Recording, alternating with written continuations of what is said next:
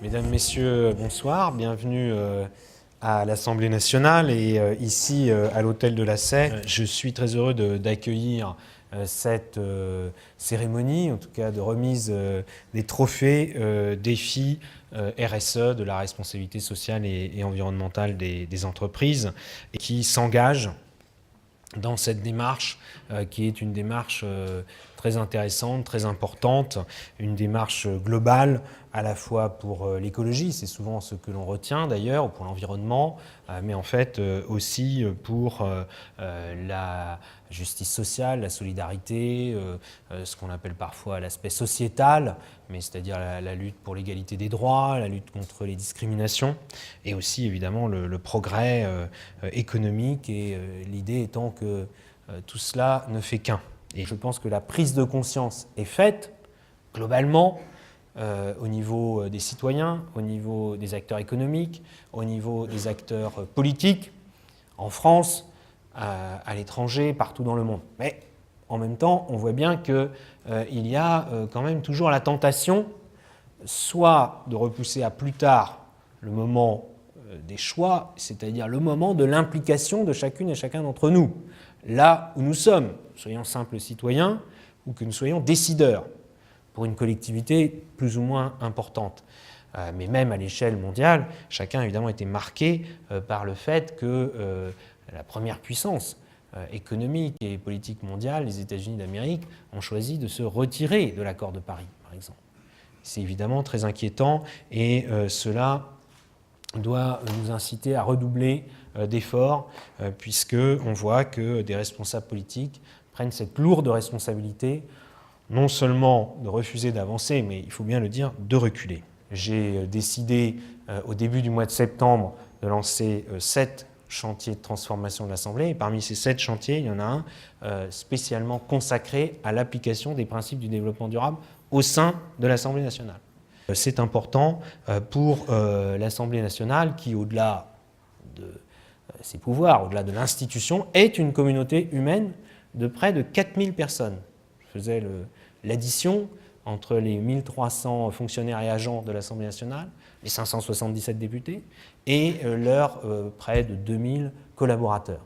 Alors, qui ne sont pas tous réunis ici, mais raison de plus, d'ailleurs, pour agir de façon d'avoir une démarche globale sur ces questions. Et donc j'ai envie, pour conclure, de vous dire que mon ambition, pas la seule évidemment, mais pour l'Assemblée nationale, sur cette question-là, serait que d'ici quelques années, peut-être sans attendre la fin de notre mandat, en 2022, eh bien, nous puissions non seulement être candidats, mais lauréats de vos trophées RSE.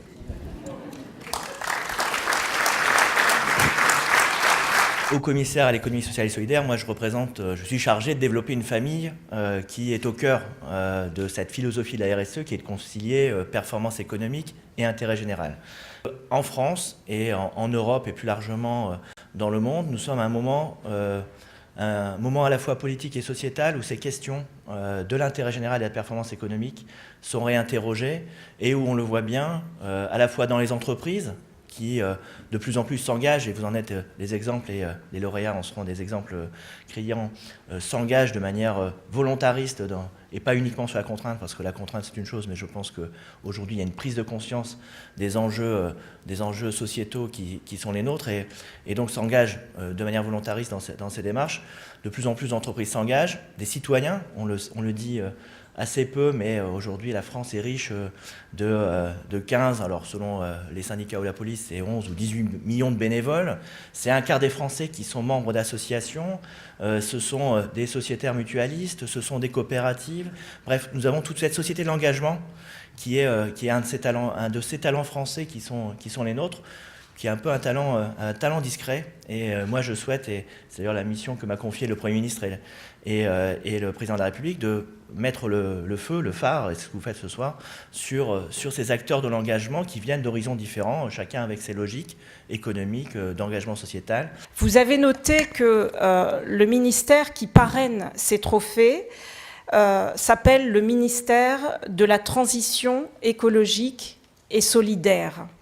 En effet, l'enjeu climatique est étroitement lié à l'enjeu humain voire humanitaire, à la solidarité, au partage des richesses, à la réduction des inégalités, aux populations d'aujourd'hui mais aussi de demain, dont les décideurs de notre époque endossent une certaine responsabilité.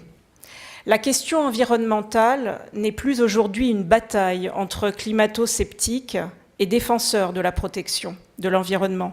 Aujourd'hui, nous ne pouvons plus ignorer que le réchauffement climatique entraîne des inégalités, des injustices en termes de santé publique, en termes de biodiversité, de production agricole, de déplacement de population, et qu'il impacte aussi notre sécurité.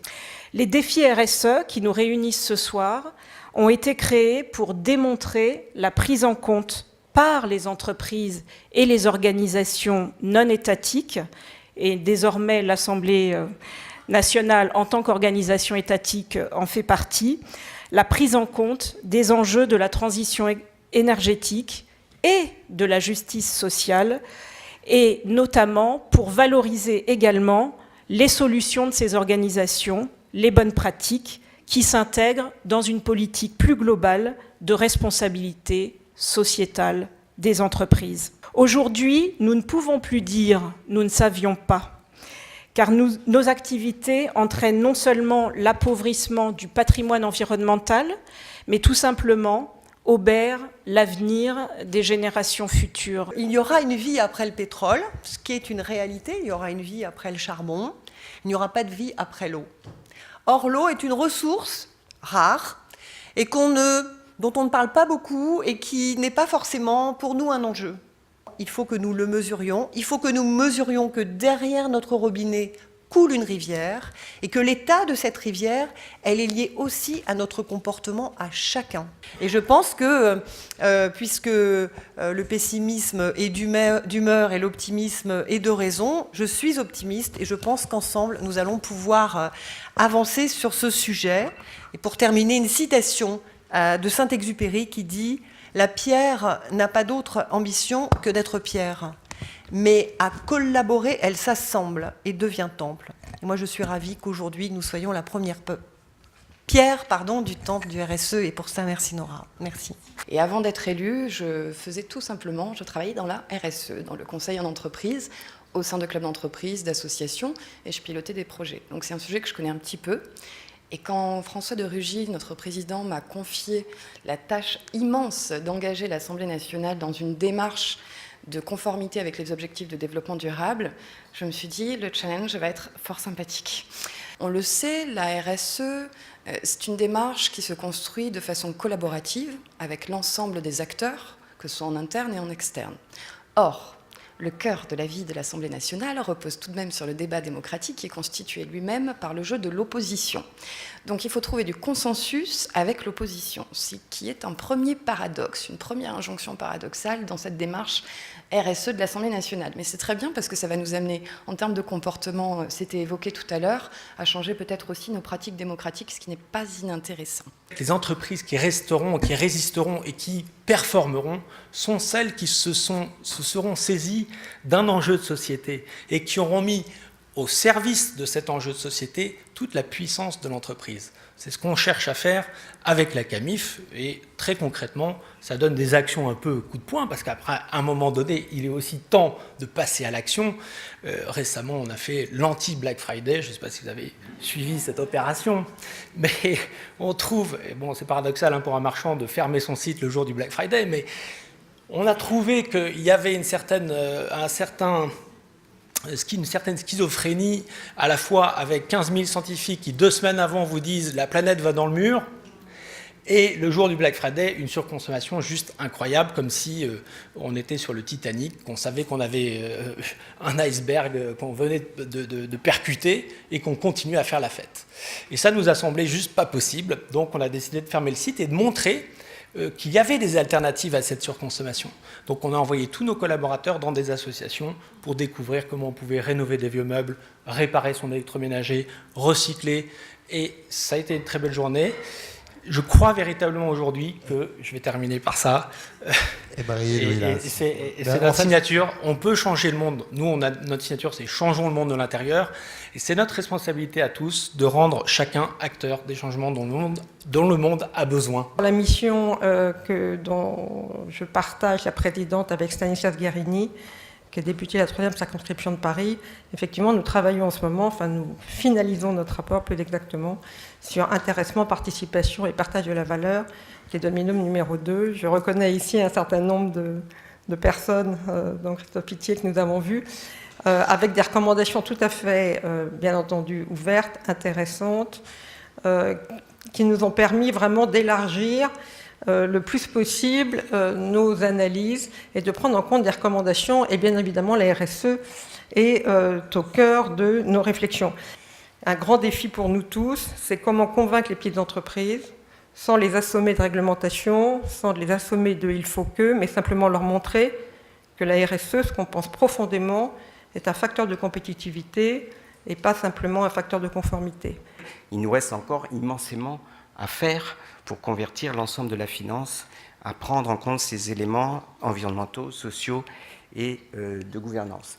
Mais je suis sidéré. Il y a eu le Climate Finance Day donc avant-hier, juste avant le One Planet Summit. Et vous avez aujourd'hui 1700 signataires, 1700 grands argentiers de la planète qui ont signé les principes pour l'investissement responsable. Ces gens-là représentent 1 euro sur 5 qu'on investit sur la planète Terre. Donc on a 20% des investisseurs, des grands argentiers qui prennent en compte désormais la RSE des entreprises. Donc ça, c'est très encourageant. C'est une initiative de Kofi Annan de 2006, et il y avait en 2006 juste quelques signataires. Et l'extra-financier et la RSE, ça peut démarrer maintenant. Tout le monde n'est pas bon élève dans la classe. Mais ce qui est très intéressant, c'est qu'on veut voir le progrès. Donc la RSE, c'est une notion absolue. Il y a ceux qui ont des bonnes notes. Aujourd'hui, ce que l'on souhaite, c'est que cette note absolue, elle soit mesurable par rapport à d'autres camarades. C'est la partie relative. En dynamique, ce qui compte, c'est moins de savoir si on a 7 sur 20, mais si on peut progresser à 12 sur 20, 14 sur 20, c'est le progrès. Et ensuite, quels sont les facteurs contributifs à cette RSE? Voilà le témoignage que nous faisons. Et sur 3500 sociétés dans le monde, nous en choisissons par région, Europe, Euro et Monde, que 50. Sachez donc que l'émetteur, et je crois que notre ami l'a dit, M. Jacquilla, il faut redonner du sens à vos entreprises et vous aurez du crédit ou des investisseurs. C'est cela que nous représentons. Nous allons désormais passer au palmarès des défis RSE France. On est très heureux d'être récompensé pour ce dialogue partie prenante sur la diversité. C'est très important effectivement pour Orange. On est pas mal de femmes finalement au conseil d'administration, mais aussi au comité exécutif, ce qui est déjà plus rare. Et c'est vrai qu'on s'est fixé comme objectif 35% de femmes en 2020 dans tous les réseaux de management, ce qui n'est pas très facile dans une entreprise évidemment d'ingénieurs et de techniciens. Et on a lancé un dialogue partie prenante pour avoir justement un maximum d'idées. Et il y a eu 800 contributions, 5 régions, 6 pays. Et puis on est en train de mettre en œuvre ces idées. Donc merci. Et nous essayons de déployer la RSE en amont, en aval de nos métiers, puisqu'en fait c'est quelque chose qui est intégré et que nous essayons de voir comme étant une compétitivité supplémentaire et non pas une contrainte. Nous adressons à des personnes handicapées éloignées de l'emploi et donc nous avons un parcours à leur proposer. Nous faisons du recrutement inversé et nous avons mis au point un certain nombre de méthodes, d'accompagnement extrêmement personnalisées et très professionnelles. Professionnalisante. Alors, notre projet, c'est un contre-pied. C'est de faire le pari qu'aujourd'hui, dans un contexte où les entreprises ont des difficultés de recrutement, il ne s'agit pas d'aller chercher les personnes les plus proches de l'emploi, mais au contraire, peut-être, la solution se trouve-t-elle dans les publics qui sont plus éloignés de l'emploi. Nous, ce qu'on a fait pour les réfugiés et les demandeurs d'asile de manière très resserrée, on a mis en place un programme de formation tout intégré qui comprend donc hébergement, restauration, formation en français et aux métiers pour lesquels nos entreprises ont des difficultés de recrutement et accompagnement global pour sécuriser non seulement l'insertion professionnelle mais aussi le parcours de vie des personnes réfugiées. Donc merci beaucoup et je veux, avant de répondre, je veux d'abord faire part de ma fierté et de mon émotion. D'autant plus que tu n'as pas participé au vote, mais le jury est composé de professionnels de haut niveau. Donc on a l'impression que la bataille a été rude. Oui. Et tu es content de la gagner. Ouais. Nous disons qu'avec l'outil de l'analyse stratégique, nous pouvons mettre en écho les données financières et les données extra-financières et comprendre un certain nombre de choses. La RSE, c'est au-delà des enjeux sociaux, environnementaux et économiques, c'est aussi construire la résilience de notre entreprise. Et ça, je crois que c'est vraiment la seconde étape pour nous. Planète Airport a décidé d'écrire le scénario d'un film. Pourquoi un film? Parce que c'est l'acronyme des 4 missions qu'on s'est données. F pour la formation, I pour l'insertion, L pour le logement et M pour la mobilité. Alors je fais souvent le geste comme ça avec la diagonale au milieu pour bien dire qu'on n'est pas sur le caritatif ou le don, mais vraiment sur la diagonale entre efficacité économique et utilité sociétale. Mais là, ce soir, maintenant il faut 3 dimensions parce qu'il y a vraiment la santé et les politiques RSE peuvent être orientées de façon à impacter encore plus sur la santé. Et moi j'ai un credo qui m'anime un petit peu avec 3 S, qui est sérénité, simplicité, sourire. Et ce soir, j'ai trouvé 4 S, parce qu'avec Steph, on a le sport, la santé et le sourire. Bravo. 40% de jeunes femmes, 40% de boursiers, 20% d'apprentis qui ont exactement le même diplôme que les autres diplômés. C'est très atypique dans le paysage et c'est ce qu'est notre école. Et cet encouragement pour nos missions de formation, vous l'avez dit, de recherche, de développement du territoire, ça aussi c'est important dans ce que font les écoles des mines, en particulier en région, et puis de diffusion d'informations scientifiques et techniques. Voilà, ça c'est un encouragement qui me va droit au cœur. Nos lauréats marocains, cette année nous avons décerné un prix du territoire durable pour un projet unique en Afrique qui est le premier village solaire dans la province d'Essaouira. Qui a pu voir le jour grâce notamment à l'investissement, dans tous les sens du terme, de la phocéenne de cosmétiques, plus connue sous le nom du Petit Olivier, et du groupe Intermarché. Nous avons également attribué un prix sur la solidarité au Secours populaire, qui a eu l'intelligence non pas d'aller s'installer au Maroc et de créer une antenne Secours populaire Maroc, mais de travailler avec des associations locales. Et pour cela, nous avons le grand privilège d'avoir dans la salle Julien Lauprêtre, qui est président du Secours populaire, et son ambassadrice, Saïda Jawad. Puis enfin, nous avons décerné un prix spécial du jury à la BMCI, qui est la filiale de la BNP au Maroc. Cette cérémonie ce soir survient dans une semaine dont on se souviendra. Lundi matin, on était 89 très grandes entreprises au MEDEF à témoigner de l'état d'avancement de nos engagements devant le parterre de nos patrons et devant Nicolas Hulot, qui a eu une phrase qui a été droite au cœur d'un certain nombre de personnes et que je vous livre. Il a remercié les directeurs du développement durable et de la RSE pour leur courage transformationnel à l'intérieur de l'entreprise. Ce compliment, je vous le donne et je vous applaudis tous parce que vous êtes soit directeur du développement durable, soit directeur de RSE dans vos entreprises et c'est grâce à vous qu'on en est là aussi ce soir. Donc bravo à dirigeants. Vous allez être surpris de ce chiffre, le Secours populaire maintenant, il est présent dans 60 pays. Dans 60 pays, nous avons des associations avec qui nous travaillons la main dans la main et dont la caractéristique est comme le Secours populaire, pas une association de charité, pas une association de fondation liée à l'État, être complètement indépendant. Et nous progressons dans cette voie.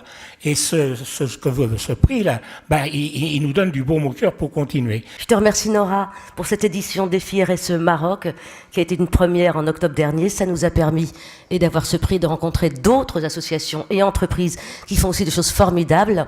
Moi, en tout cas, je continue le combat auprès du Secours populaire. Voilà. Bravo.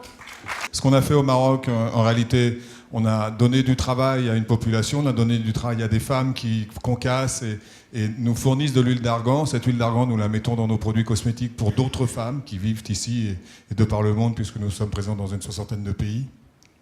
Et en fait, avec le groupe Intermarché, on a réussi à concilier dans une relation commerciale, vous savez, la fameuse relation industrie-commerce entre les grands méchants distributeurs et les petites PME, finalement quelque chose d'assez formidable et qui nous permet de donner à une population en difficulté à la fois du travail et puis surtout une pérennité, puisque nous nous sommes engagés à leur acheter leur travail pendant les années qui viennent. Voilà, chez BNP Paribas, on le sait, grâce à RDC, Totofial et la BEMSI, et comme je suis à moitié marocaine, je suis d'autant plus touchée que le Maroc soit mis à l'honneur. Et donc bravo pour la France, pour le Maroc ce soir, et je crois bravo surtout à Nora pour sa persévérance.